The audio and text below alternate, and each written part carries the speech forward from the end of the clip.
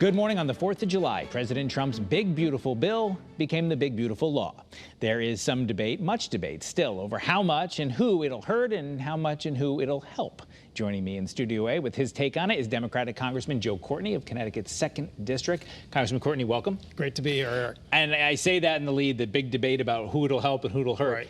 And I think it's probably somewhat bipartisan to say we don't know yet. Although there is some clarity in terms of just the scoring of the bill by neutral Congressional Budget Office, Wharton School of Economics, we know it's going to add about $3.5 trillion of new debt on top of the $36 trillion that already exists today over the next 10 years. And we also know it's going to take about $1 trillion out of the healthcare system through the Medicaid cuts. And the cuts to the Affordable Care Act, which the hospitals all across America have warned us, this does not just affect Medicaid patients, it affects the health, the financial health of the system that's there. So, I think that's why you saw, governors all across the country who are going to have to sort of administer this mess, because Medicaid's a joint funded program and they've got that responsibility.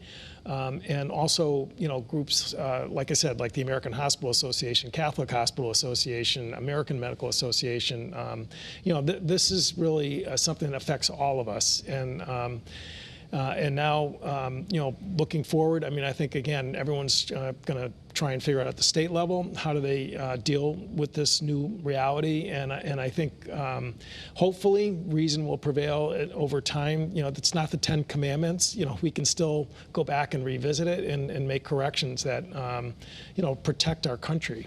Well, the White House, sticking with the Medicaid topic, was saying how much fraud and abuse, illegal immigrants, they said, will not be able to get. Some of those things that they're trumpeting as big victories. Is that part of the problem, or does that help? So what they really did in terms of the work requirements is it's really a paperwork requirement, which is you're doubling the number of times people have to apply for Medicaid in a given year. 76% of people who are able-bodied are already working on Medicaid. The rest, maybe has a kid that they've got to take care of, or a spouse or a parent at home that makes working impossible. So. Again, the paperwork requirements is where you're going to see a lot of people fall off the system. We know that based on other states' experience that tried to do the same thing. And as I said, these are outside groups that have been waving the warning flags that, this is going to really hurt the system in terms of our healthcare system. The clean energy tax credits, which has been really driving job growth. We heard from the building trades unions, 1.7 million jobs are going to be eliminated, whether it's offshore wind projects or whether it's new construction of battery plants across the country, which again have been just totally hammered by this bill. And even some of the small firms, I was just up in Ellington at Earthlight, who again installs the rooftop solar. That's taking a big hit. They're trying to figure out how they're going to sort of keep working to keep that type of option open for homeowners, because we know electricity costs are not going to go down, particularly with these new data centers and artificial intelligence. And getting people an off-the-grid solution is something that I think helps them and helps jobs. What do you make of the tax cut piece of it? Some of the things and some of what I've read about it is people saying, no doubt some of these things will be pretty popular in the short term, things like taxes on tips and overtime and things like that. Are there some wins in here? So there are some wins there, and tax on tips, overtime as well. But those are 3-year spans. The tax cuts and the tax breaks for the rich were made permanent. So that kind of speaks volumes about really where the priorities is there. Look, there was always, I think, a sweet spot, a bipartisan sweet spot, where again some of these proposals really could have. Had both sides support the lifting the SALT cap to 40,000. Obviously, is going to help homeowners in Connecticut. By the way, the cap would have expired at the end of this year if we'd done nothing, which would have helped everybody who pays that. But again, there were opportunities here. But shoving through something with so much borrowing and new debt. Again, to pay for really the most expensive portions, which was the high-end tax breaks, is something that, again, it's just not affordable.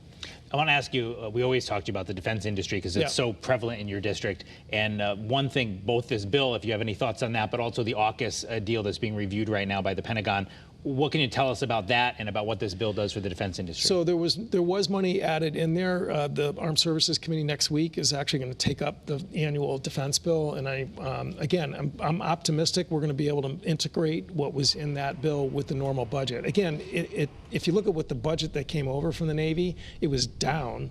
So now we've got the reconciliation bill, which has additional funds. So once you integrate it, it probably would have been about a normal budget that would have been sent over. Whatever. I mean, we've got work to do, and I'm optimistic we're going to be able to work with both sides to get that done. The AUKUS agreement, which we talked about, is the sale of Virginia-class submarines in the 2030s. Right now, it really out of the blue, an undersecretary said he wants to do a 30-day review. This is a program that's been worked on for 4 years. Australia has put in billions of dollars. They need a Navy, and they want to work with us. And who else but Australia is a better ally to collaborate with? So on a bipartisan basis, myself and other Republican members have really publicly called on the administration not just to protect AUKUS. There's ways we could strengthen it and make it better, which in the Indo-Pacific is really, the pacing threat, according to both, the Biden administration and the Trump administration. And AUKUS is a big, big way to sort of protect freedom of navigation and our allies in that part of the world. And obviously people who build submarines in southeastern Connecticut will be watching closely. It's another statement, honestly, about how important Connecticut is. And I know sometimes people look at me like, well, you're just a cheerleader. But, talking to the Australian embassy, the British embassy, other countries overseas, what we do in Connecticut, and particularly at the shipyard, is something that nobody else does.